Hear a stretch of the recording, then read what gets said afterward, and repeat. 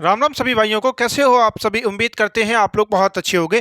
ऐसे कैंडिडेट जो high school कर रखे हैं उन सभी के लिए एक बहुत अच्छी वैकेंसी आई हुई है। ये वैकेंसी जो निकाली गई है सेंट्रल बैंक ऑफ इंडिया में क्या है, सिक्योरिटी गार्ड की ये वैकेंसी निकाली गई है। काफ़ी अच्छे पदों पर यह वैकेंसी निकाली गई है। इसके संपूर्ण जानकारी हम इस वीडियो में आपको देने वाले हैं। क्या इसका सिलेबस होने वाला है, कैसे आपको अप्लाई करना है, कितनी पोस्टें हैं, कितनी फीस लगने वाली है, संपूर्ण जानकारी इस वीडियो में आपको मिलने वाली है। तो अगर आप चैनल पर नए हैं तो चैनल को सब्सक्राइब कर लें और बेल आइकन को प्रेस कर ले, क्योंकि हमारे द्वारा ऐसी ही महत्वपूर्ण जानकारियां आप सभी के लिए लाई जाती हैं। तो इसमें जो पोस्ट निकली है काफी अच्छे पदों पे यह वैकेंसी निकली है। जो नोटिफिकेशन जारी किया गया है 2024 के नाम से इस वैकेंसी का क्या है, नोटिफिकेशन जारी किया गया है। ठीक है, ये वैकेंसी जो आई है अगर हम बात करें तो इसमें जो पद निकाला गया है वो सिक्योरिटी गार्ड का पद निकाला गया है। सिक्योरिटी गार्ड के पद पर यह वैकेंसी निकाली गई है। जैसा कि आपको मालूम है ये सेंट्रल बैंक ऑफ इंडिया काफी बड़ी बैंक होती है। इसमें आपने देखा है जब भी आप इस बैंक में जाते हो तो आपने गेट के पास देखो एक सिक्योरिटी गार्ड को खड़ा हुआ देखा है आपने, या जब अंदर जाओगे तब भी एक सिक्योरिटी गार्ड आपको मिलेगा। वही पोस्ट इसमें निकाली गई है। काफी अच्छी सैलरी इस वैकेंसी में मिलती है। तो हम आपको इसमें क्या है संपूर्ण जानकारी आपको देने वाले हैं। तो हम आपको बता दें इस वैकेंसी में क्या है, पोस्ट की अगर हम बात करें तो इसमें जो पोस्ट निकाली गई है वो 3019 पोस्ट निकाली गई है। 3019 पोस्टों पे यह वैकेंसी निकाली गई है। काफी अच्छे पद हैं ये 3019। अगर एक चीज हमेशा याद रखना, 3019 पोस्ट होती है काफी ज्यादा होती है, ऐसा नहीं होता। बहुत सारे कैंडिडेटों को ये वैकेंसी जो है कम लगती है, लेकिन बिल्कुल ऐसा नहीं, क्योंकि आपको सिर्फ एक सीट लेनी रहती है। सिर्फ आपको क्या है, एक सीट लेनी है। आपको 3018 पोस्टों से कोई मतलब नहीं है। 3018 पोस्ट कोई और किसी के लिए है, आपके लिए सिर्फ एक पोस्ट है। आपको सिर्फ एक पोस्ट लेनी है, तो आपका लक्ष्य सिर्फ एक पोस्ट पर होना चाहिए। आपको बिल्कुल भी ये नहीं देखना कि इसमें 3019 पोस्ट है, हमारा होगा कि नहीं होगा। ऐसा बिल्कुल भी अपने नेगेटिव पॉइंट आपके दिमाग में नहीं आना चाहिए, क्योंकि आपका टारगेट सिर्फ और सिर्फ एक पोस्ट पर होना चाहिए। ठीक है, तो इसमें काफी अच्छे पोस्टों पे ये वैकेंसी निकाली है। हम आपको कैटेगरी के हिसाब से भी बांट के बताते हैं किस कैटेगरी में कितनी पोस्टें हैं। तो यदि आप यूआर कैटेगरी में आते हो तो आपके लिए क्या है 1200 पोस्ट निकाली गई हैं। यदि आप ओबीसी कैटेगरी में हो तो आपके लिए 630 पोस्ट निकाली गई हैं। यदि आप ईडब्ल्यूएस कैटेगरी में हो तो 509 पोस्ट निकाली गई हैं। यदि आप एससी कैटेगरी में हो तो 400 हैं, और एसटी कैटेगरी के लिए क्या है 297 पोस्ट निकाली गई हैं।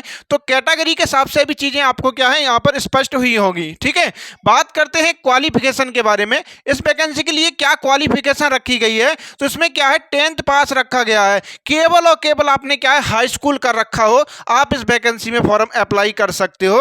10th केवल पास मांगा गया है इस वैकेंसी में। तो ज्यादातर कैंडिडेट क्या है हाई स्कूल सभी पास करके रखते हैं। तो आप सभी के लिए काफी सुनहरा मौका है ऐसी वैकेंसी के लिए, क्योंकि ऐसी वैकेंसी क्या होता है बार बार नहीं मिलती हैं। ठीक है, तो आपको चीजें स्पष्ट हुई होंगी क्वालिफिकेशन के बारे में। अब बात करते हैं एज के बारे में।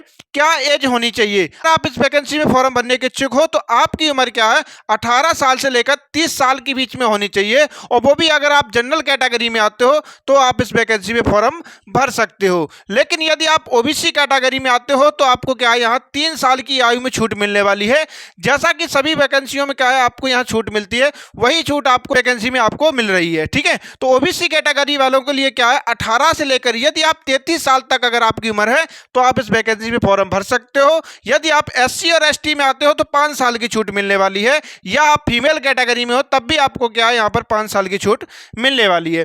तो आपको क्या है 18 से लेकर अगर आप 35 साल तक अगर आपकी उम्र है, एससी एसटी या फीमेल कैटेगरी में हो, तो आप इस वैकेंसी में फॉर्म भर सकते हो। आपको क्या है उम्र में भी काफी छूट दी गई है, तो ये चीज आपको मालूम होनी चाहिए। तो एज के बारे में चीजें आपको क्या है यहाँ पर स्पष्ट ही होंगी। तो आगे बात करते हैं ये वैकेंसी जो निकाली गई है, तो ये वैकेंसी जो है ये ऑल इंडिया वैकेंसी निकाली गई है। ये किसी भी स्टेट की वैकेंसी नहीं है, ये ऑल इंडिया वैकेंसी निकाली गई है। क्योंकि ये बैंक जो होती है किसी स्टेट की स्पेशल बैंक नहीं होती, ये ऑल इंडिया वैकेंसी निकाली गई इसलिए क्योंकि ये बैंक को क्या है ऑल इंडिया बैंक होती है, इसलिए क्या है ऑल इंडिया पोस्ट निकाली गई है। इसमें क्या है महिलाएं और पुरुष क्या समान रूप से इसमें फॉर्म भर सकते हैं, चाहे आप महिला हो चाहे आप पुरुष हो, दोनों लोगों के लिए वैकेंसी निकाली गई है। ठीक है, बात करेंगे आगे अप्लाई डेट के बारे में। उससे पहले हम आपको बता दें आपको इस वैकेंसी में फीस कितनी देनी पड़ेगी। अगर आप इस वैकेंसी का फॉर्म भरोगे तो आपको कितनी फीस देनी है, तो यदि आप जनरल कैटेगरी में आते हो, या आप ओबीसी कैटेगरी में हो, या आप ईडब्ल्यूएस कैटेगरी में हो, आप इन तीनों में से किसी भी कैटेगरी में आते हो तो आपसे क्या है 800 50 रुपए आपसे क्या है फीस ली जाएगी।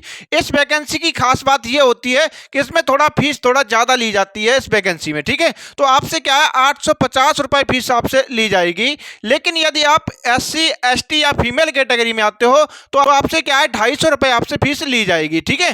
तो ये चीज़ आपको फीस के बारे में समझ में आई होगी, ठीक है। तो ये चीज़ आपको स्पष्ट हुई होगी। बात करते हैं आगे कि अगर आपका सिलेक्शन होगा तो आपको कितनी सैलरी मिलेगी इस वैकेंसी में। तो हम आपको बता दें, आपको यहाँ पर जो सैलरी मिलने वाली है वो 30,000 रुपए आपको क्या सैलरी मिलने वाली है। काफ़ी अच्छी सैलरी आपको मिल रही है। इस वैकेंसी की खास बात यही थी क्योंकि इसमें फीस थोड़ा ज़्यादा ली जाती है, क्योंकि सैलरी भी आपको क्या है यहाँ पर ज़्यादा दी जाती है। सैलरी भी तो आपको 30,000 मिल रही है, तो इसलिए आप लोग ध्यान रखेंगे। तो आप लोग ऐसी वैकेंसी में जरूर फार्म भरेंगे क्योंकि काफ़ी अच्छी सैलरी आपको मिल रही है। 30,000 रुपए आपको क्या है प्रति माह आपको सैलरी मिलने वाली है, ठीक है।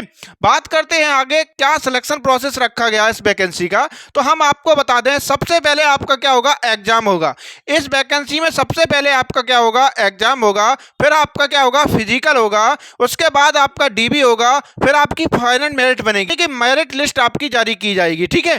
जिनका मेरिट लिस्ट में क्या होता है चयन हो जाएगा, उनका अंतिम चयन मान लिया जाता है, ठीक है। तो ये क्या रहता है इसका सिलेक्शन प्रोसेस रहता है। तो देखो ये चीज क्या है, जैसे कि DB हुआ और मेरिट लिस्ट, ये तो दोनों सभी वैकेंसियों में क्या होता है कॉमन रहता है, यह सभी में प्रक्रिया होती है। लेकिन इसमें क्या है एग्जाम भी हो रहा है, फिजिकल भी हो रहा है। तो इसके बारे में हम आपको बता दें एग्जाम के बारे में कि इसका सिलेबस क्या क्या है, क्या क्या चीजें आपसे पूछी जाएंगी। तो हम आपको बताएं एग्जाम के बारे में, तो इसमें हम आपको स्पष्ट कर दें, इसमें आपके क्या 100 क्वेश्चन पूछे जाएंगे और 100 नंबर के रहेंगे, ठीक है।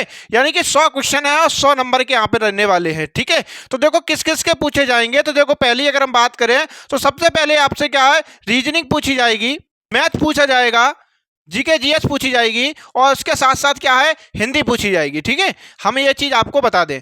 देखो सबसे पहले आपका क्या रीजनिंग पूछी जाएगी, मैथ पूछा जाएगा, GK GS पूछी जाएगी और हिंदी पूछी जाएगी। हम आपको बता दें इसमें 25 क्वेश्चन क्या है रीजनिंग के पूछे जाएंगे और 25 नंबर के रहने वाले हैं। मैथ के भी आपसे 25 क्वेश्चन पूछे जाएंगे और 25 नंबर के रहने वाले हैं। GK GS के भी क्या है 25 क्वेश्चन है और 25 नंबर के हैं। और हिंदी के भी यहाँ क्या है 25 क्वेश्चन और 25 नंबर के। तो ऐसे टोटल जोड़ोगे तो क्वेश्चन की संख्या हो जाएगी 100 और मार्क्स की नंबर की एक बात करें तो वो भी कितने हो जाएंगे 100। तो आपके क्या 100 नंबर पर ही आपका क्या होगा मेरिट बनेगी, 100 नंबर के आधार पर ही आपका क्या होगा चयन होगा, ठीक है। बात करेंगे आगे फिजिकल के बारे में, क्या क्या आपके फिजिकल में इसमें होने वाला है। तो हम आपको स्पष्ट कर दें फिजिकल में केवल और केवल आपकी लंबाई चेक की जाएगी, आपकी कितनी लंबाई है, लंबाई केवल आपकी देखी जाएगी। उसके अलावा कुछ भी नहीं आपका होना है, ना आपकी रनिंग होनी है, ना ही आपसे कोई जंप वगैरह करवाई जाएगी, बिल्कुल भी नहीं। तो मेल अगर आप हो अगर तो मेल के लिए क्या है 160 सेंटीमीटर आपकी हाइट होनी चाहिए, बस इतना ही आपको फिजिकल में यहाँ पर आपको देखा जाएगा। फीमेल कैटेगरी की क्या है 152 सेंटीमीटर हाइट देखी जाएगी। यदि आपकी इतनी हाइट है तो आप इस वैकेंसी के फिजिकल में क्वालिफाई माने जाओगे, ठीक है। तो हमने आपको क्या है इस वैकेंसी का संपूर्ण क्या है जानकारी दे दी है, कैसे आपको क्या करना है, सारी चीजें हमने आपको बता दी हैं। बात करेंगे अप्लाई डेट के बारे में, क्या अप्लाई डेट इसकी क्या है, कब से इसके फॉर्म स्टार्ट होंगे। तो इसका क्या है नोटिफिकेशन जारी कर दिया गया है। इसके फॉर्म जो स्टार्ट होंगे हम आपको बता दें, इसके फॉर्म जो है वो 7 अप्रैल से, कितने से 7 अप्रैल से, 7 अप्रैल से इस वैकेंसी का क्या है फॉर्म स्टार्ट हो रहे हैं। तो 7 अप्रैल को जैसे ही इस वैकेंसी के फॉर्म स्टार्ट होते हैं हम आपको सूचना दे देंगे। तो तब तक आप लोग क्या है जो भी डॉक्यूमेंट वगैरह आप है वो बनवा लेंगे। कौन कौन से डॉक्यूमेंट आपको चाहिए वो भी हम आपको बता दें। तो देखो सबसे पहले आपके पास क्या है आधार कार्ड होना चाहिए। आधार कार्ड अगर आपके पास नहीं तो फॉर्म नहीं भर पाओगे। पैन कार्ड आपके पास होना चाहिए। साथ ही साथ आपके पास हाई स्कूल की आपकी क्या है अंक तालिका होनी चाहिए। साथ ही साथ अंक तालिका के बाद अगर हम बात करें तो आपके पास आय प्रमाण पत्र होना चाहिए, ठीक है। ये डॉक्यूमेंट आपके पास होने चाहिए। 2 फोटो आपके पास होने चाहिए, ठीक है।